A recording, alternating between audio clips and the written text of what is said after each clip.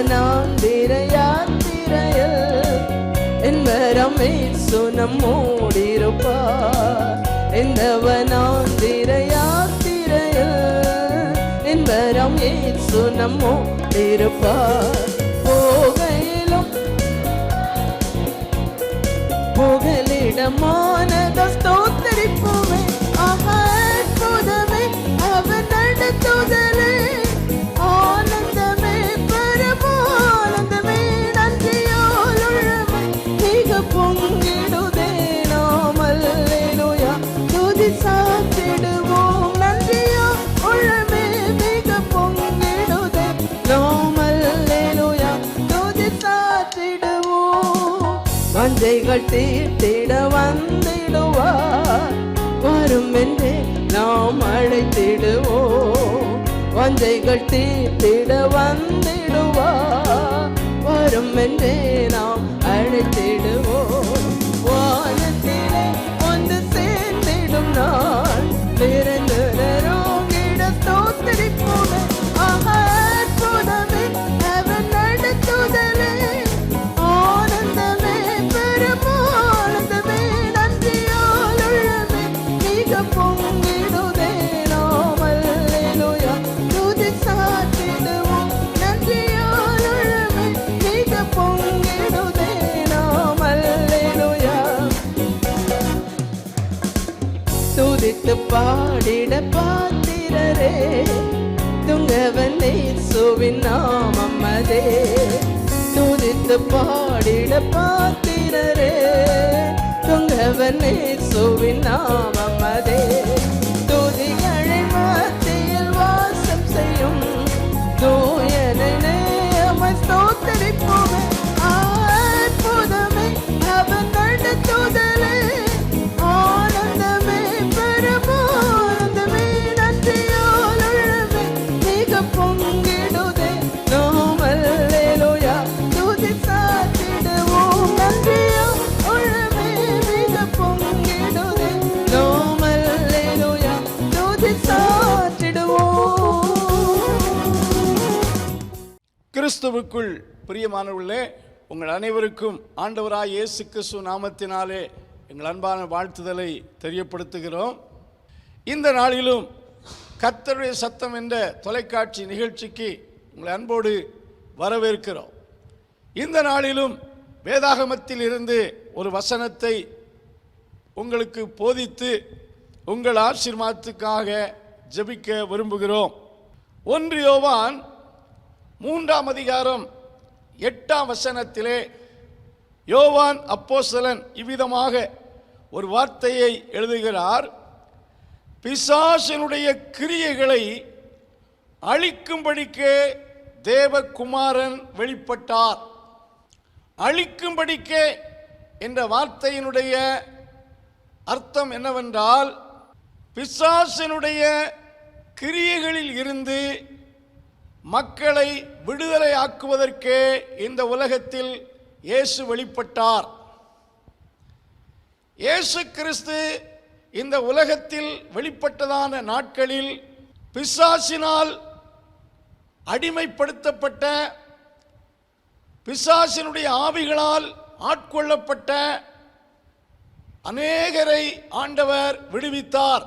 அதிலே குறிப்பாக சொல்ல வேண்டுமென்றால், லூக்கா சுவிசேஷம் 13ஆம் அதிகாரத்திலே 18 வருஷமாக ஆபிரகாமின் குமாரத்தி என்ற ஒரு பெண்மணியை பிசாசானவன் பலகீனத்தின் ஆவியினால் கட்டி வைத்திருந்தான்.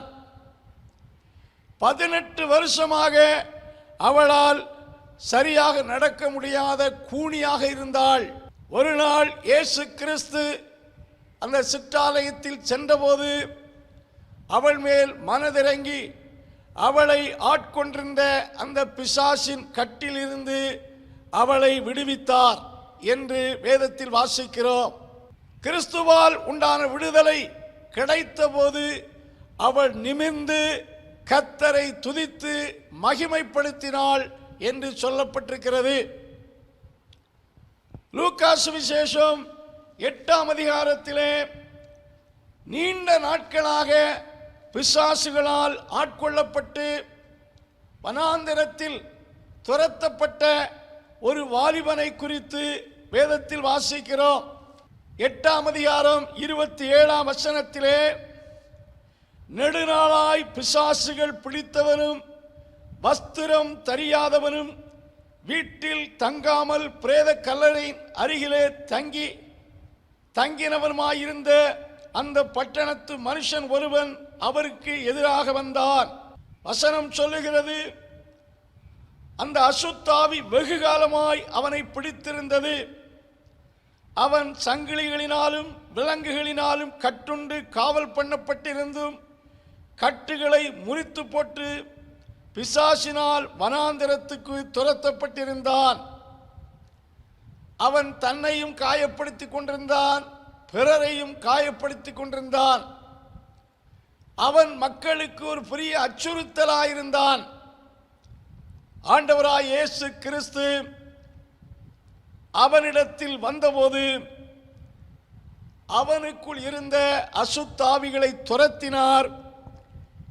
8ஆம் அதிகாரம் 35ஆம் வசனத்தில் வாசிக்கும் போது, பிசாசுகள் விட்டு போன மனுஷன் வஸ்திரம் தரித்து இயேசுவின் பாதத்தருகே உட்கார்ந்து புத்தி தெளிந்திருக்கிறதை கண்டு பயந்தார்கள் என்று வசனத்தில் வாசிக்கிறோம்.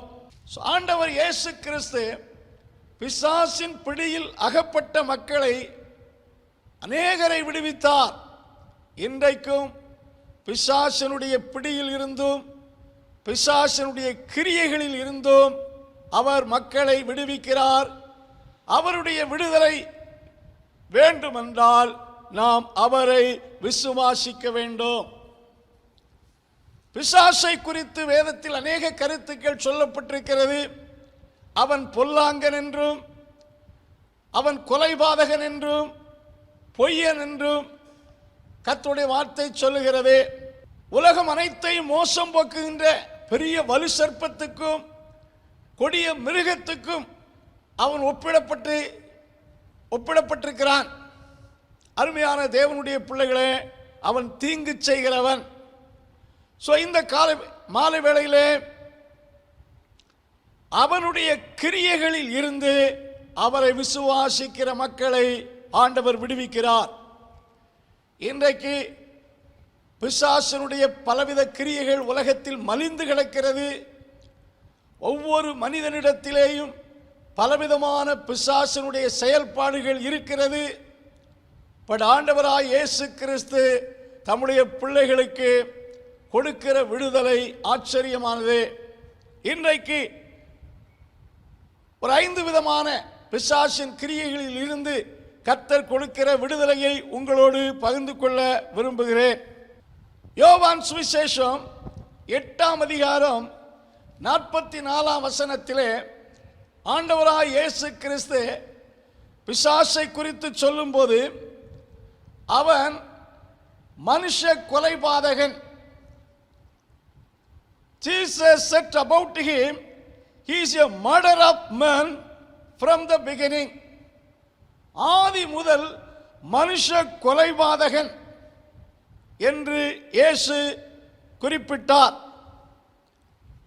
1 யோவான் 3ஆம் அதிகாரம் 13ஆம் வசனத்திலே காயினை குறித்து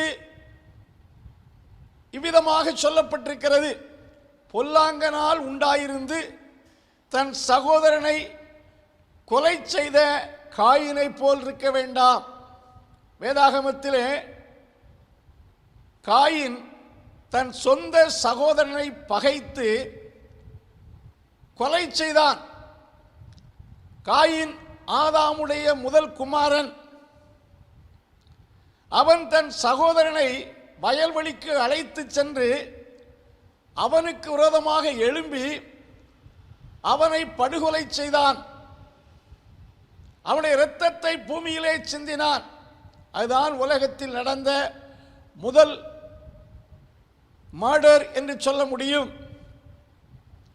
இந்த செயலை காயின் எதினால் செய்தான் என்று சொல்லப்பட்டிருக்கிறது என்றால், பொல்லாங்கனால் உண்டாயிருந்து, பொல்லாங்கன் அவனுக்குள்ளே தன் சகோதரனை பகைக்கும்படியான ஒரு தூண்டுதலை கொடுத்து அந்த ஈவில் தாட்ஸ் அவனை நிரப்பி அந்த எண்ணத்தினாலே தன் சகோதரனை கொன்றான் என்று கர்த்தருடைய வார்த்தை சொல்லுகிறது. அது தற்செயல் அல்ல. அவன் தன் சகோதரனை கொலை செய்யும்படி பிளான் பண்ணி அழைத்து சென்று கொலை செய்தான் என்று சொல்லப்பட்டிருக்கிறது. இது பிசாசனுடைய கிரியை என்று வேதம் குறிப்பிடுகிறது.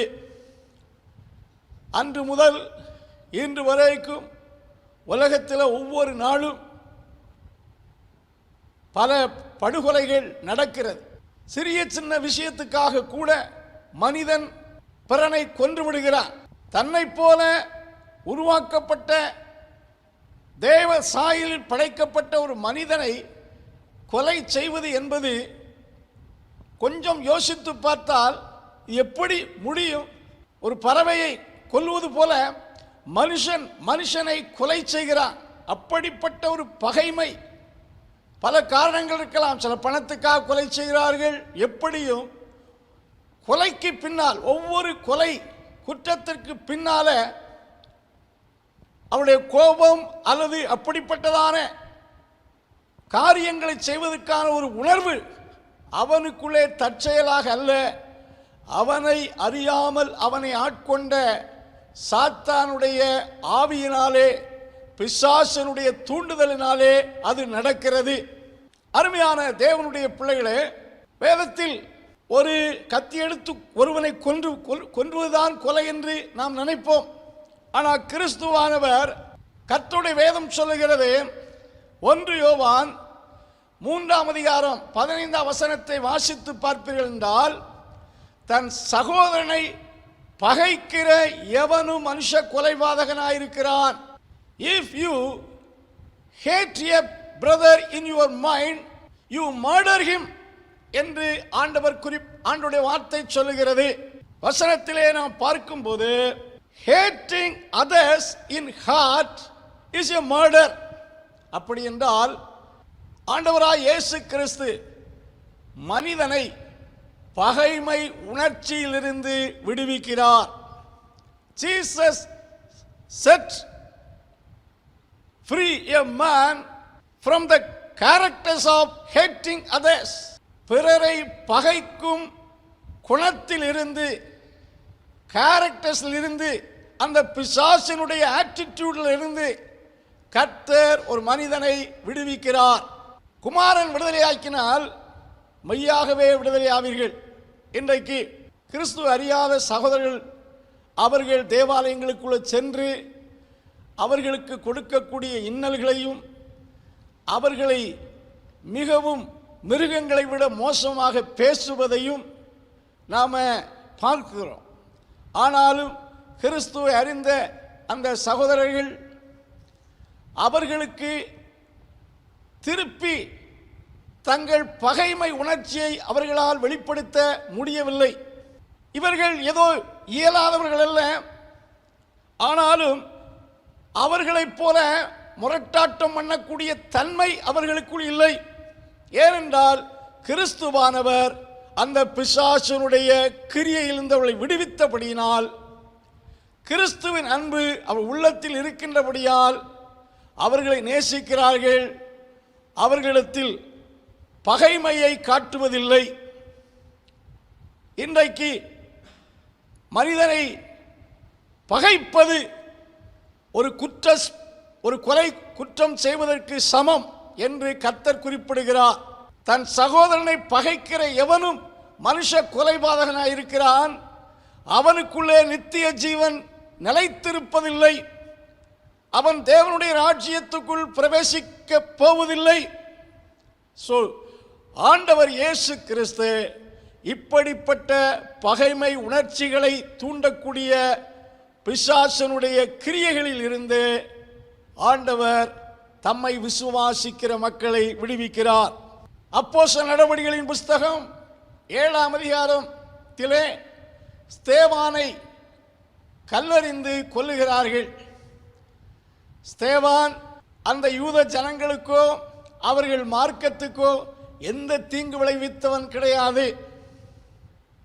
ஆனாலும் அவன் மேல் பகைமை கொண்டு தங்களுக்கு விரோதி என்று எண்ணி அவனை கல்லெறிந்து கொல்லுகிறார்கள். அவன் கல்லெறியப்பட்டான். அந்த நேரத்திலேயும் அவன் கர்த்தரை நோக்கி ஜெபிக்கிறதை நீங்கள் பார்க்கும்போது அவனோ முழங்கால் படியிட்டு, ஆண்டவரே, இவர்கள் மேல் இந்த பாவத்தை சுமத்தாதிரும் என்று மிகுந்த சத்தமிட்டு சொல்லி நித்திரை அடைந்தான். பாருங்கள், கல்லறிந்த அந்த மக்களையும் நேசித்து அவர்களுக்காக அவன் ஜெபிப்பதை பார்க்கிறோம். அதான் கிறிஸ்துவால் உண்டாகக்கூடிய விடுதலை. இந்த வார்த்தை கேட்டுக்கொண்டிருக்கின்ற அன்பானவர்களே, உங்கள் உள்ளத்திலே யார் மேலாயிலும் ரொம்ப பகைமையோடு இருப்பீர்கள் என்றால் உங்களுக்குள்ள பிசாசின் கிரியை இருக்கிறது. அந்த பிசாசின் கிரியையிலிருந்து உங்களை விடுவிக்க இயேசுவால் மட்டும்தான் முடியும். அநேகர் பகை உணர்ச்சிகளை உள்ளத்திலே தக்க வைத்து கொண்டே இருப்பார்கள்.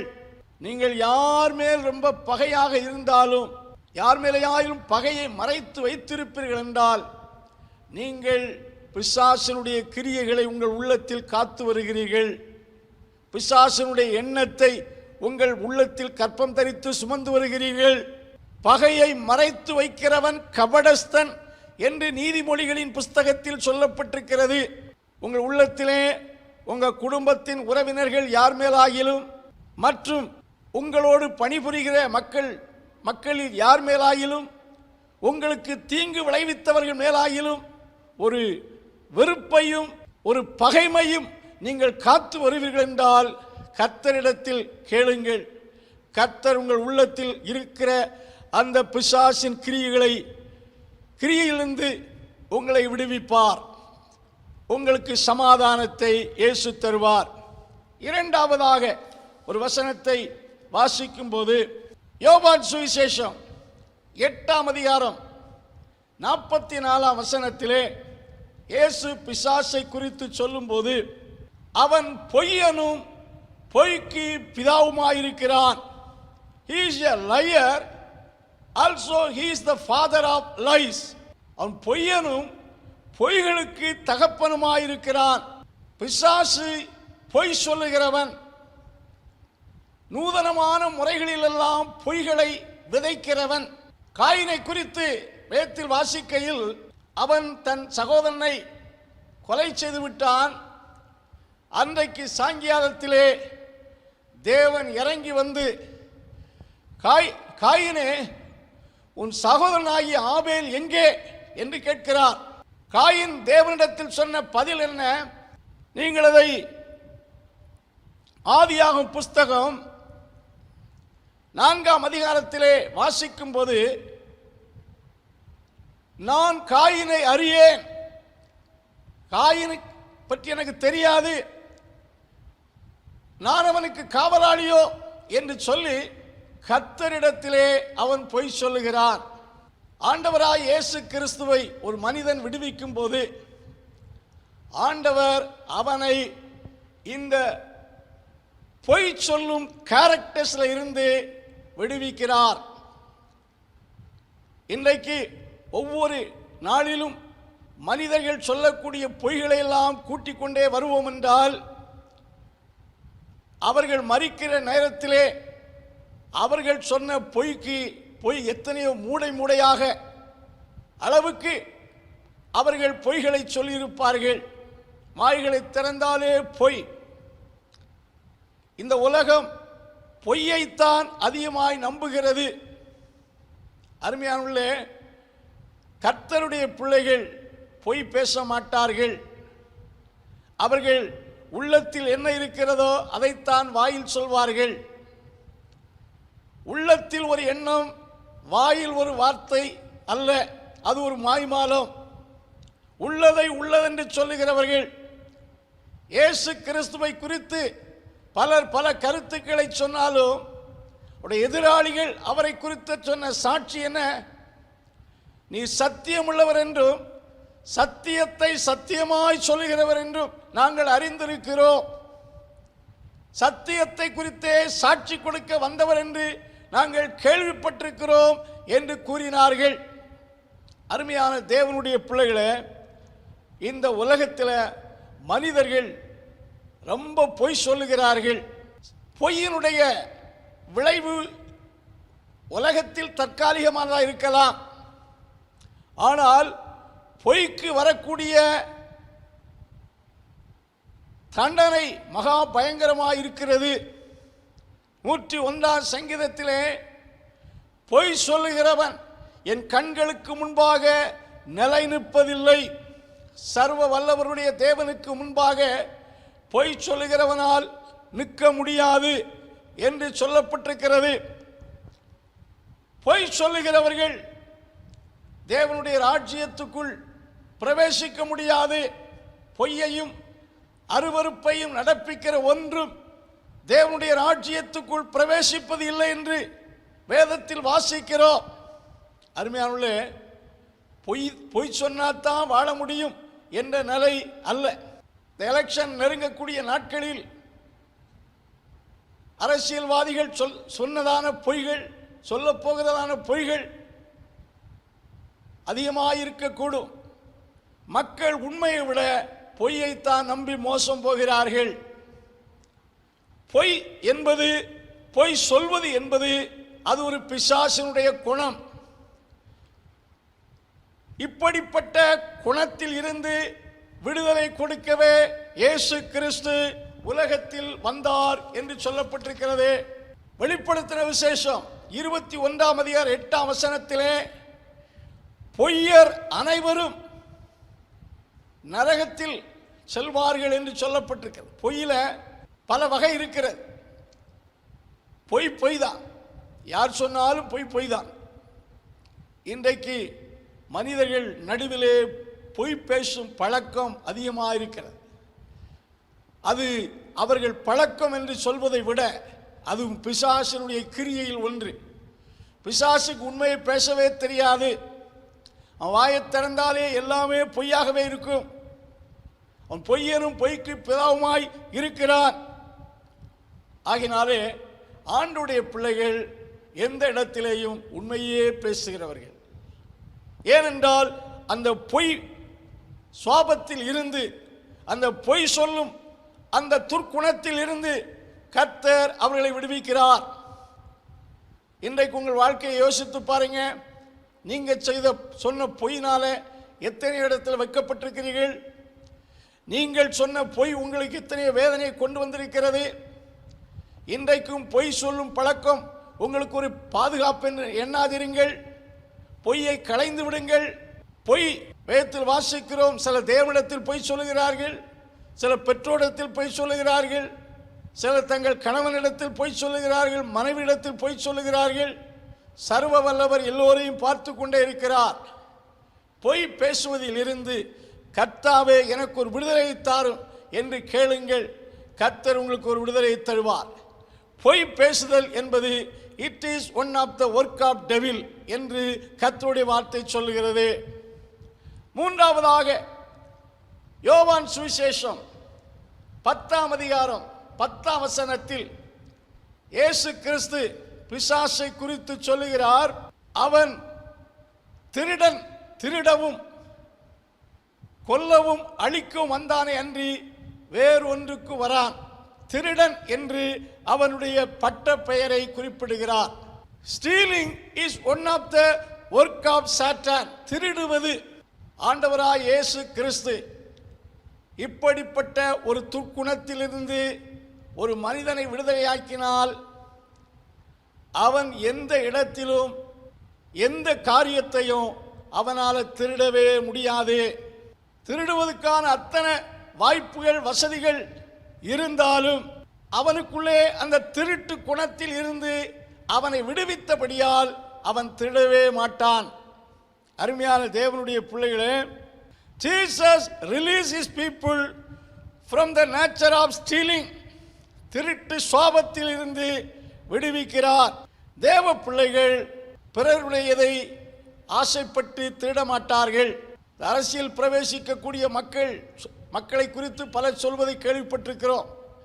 அவர்கள் திருடி கொள்ளையடித்ததை பாதுகாப்பதற்காகவே அதிகாரத்தில் இருக்கக்கூடிய ஆட்சிக்கு நேராகவே தங்கள் கவனத்தை செலுத்துவார்கள். உள்ளார்ந்த ஆட்சி மாற்றங்களை பார்க்கும்போது ஒவ்வொருவர் அப்படியே நாம் பார்க்கிறோம். பொது ஜனங்களாகி நம்ம பார்க்கிறோம். நாம் தேர்ந்தெடுத்து அனுப்பின அநேக மக்கள் ஸ்தோத்திரம் ஓட்டு கேட்க வந்தபோது ஒரு கட்சியில் இருக்கிறார்கள். அவர்கள் காலத்துக்கு ஏற்றபடி அப்படியே மாறி போகிறார்கள் என்று சொல்வதற்கு பல உள்நோக்கங்கள் இருந்தாலும், தாங்கள் தவறுதலான வழியில் சம்பாதித்த பணங்களை தற்காத்து கொள்வதற்கு அரசியலை ஒரு கேடயமாக நினைக்கிறார்கள். அது நிச்சயமாய் அவர்களுக்கு கேடயமாய் அமையாது.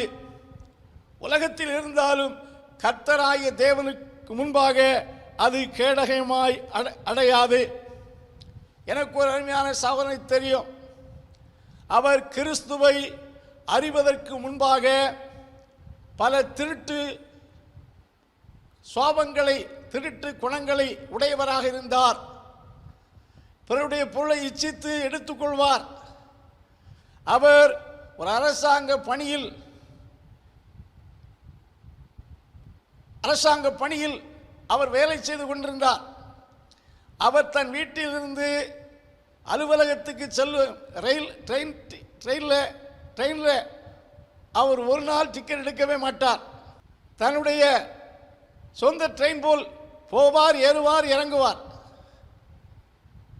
அவர் ஸ்தோத்திரம் இப்படி டிக்கெட் எடுக்காமலே பல ஆண்டுகளாக பயணம் செய்தார். பின்பு ஒரு நாள் கர்த்தராகிய இயேசு கிறிஸ்துவை சந்தித்தார், ரட்சித்தார். அந்த நாட்களில் அவருக்குள் இருந்த எல்லா துர்க்குணத்திலிருந்து கர்த்தர் விடுவித்தார். அப்பொழுது அவருக்குள்ளாக ஒரு கான்சியஸ் வந்தது.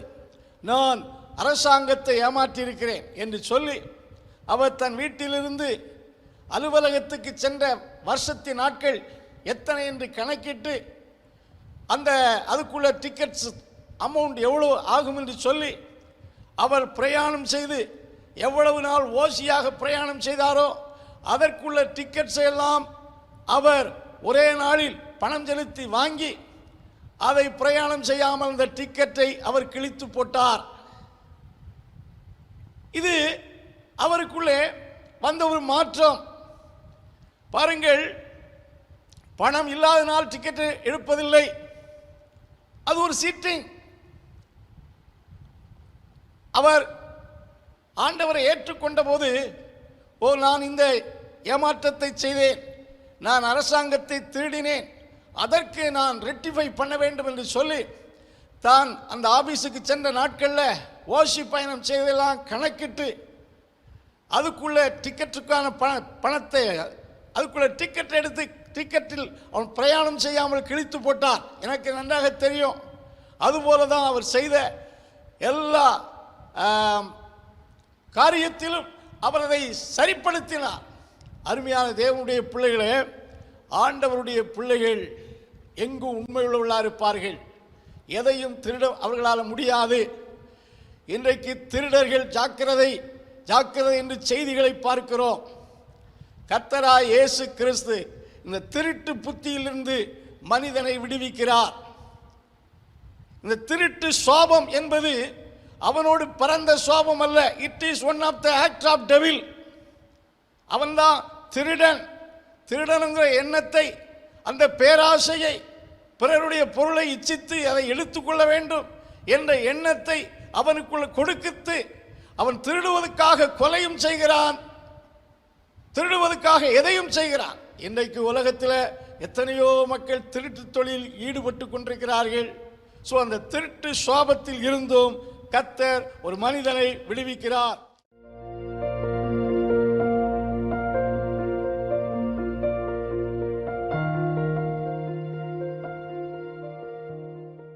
கர்த்தராகிய இயேசுவின் நாமத்தினாலே உம்மை விசுவாசிக்கிற மக்களுக்கு இருளின் அதிகாரத்திலிருந்து பெரிய விடுதலையை கொடுத்து சமாதானத்தையும் ஆசீர்வாதத்தையும் கொடுக்கிறேன். இந்த பெரிய விடுதலையை ஒவ்வொருவரும் பெற்றுக்கொள்ள கிருபை செய். வசனத்தை கேட்ட யாவரையும் ஆசீர்வதி. இயேசுவின் நாமத்தில் ஜெபங்கள் நல்ல பிதாவே, ஆமென்.